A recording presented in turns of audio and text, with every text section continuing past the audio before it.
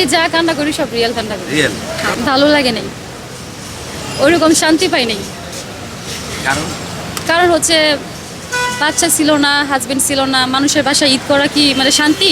তার মধ্যে হচ্ছে ইমরান আবার জেলখানায়, আমি আবার জামিন পাই নাই, মানে অনেক আতঙ্কই ছিলাম। আপনাকে তো হয়রানি করে হ্যাঁ, প্রায় 3 মাস, আমি 3 মাস পর আমি আগাম জামিন পাইছি হাইকোর্ট থেকে।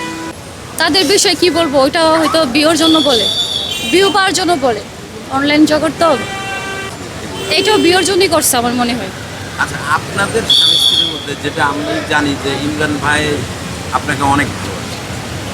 হ্যাঁ, আর তার স্ত্রী একজন। এখন আপনি বলেন তো কয়জন তার? বা বুঝিনি আপনার প্রশ্নটা, আবার মানে বলেন। ইমরান ভাইয়ের ওয়াইফ কয়জন? একজন। একজন।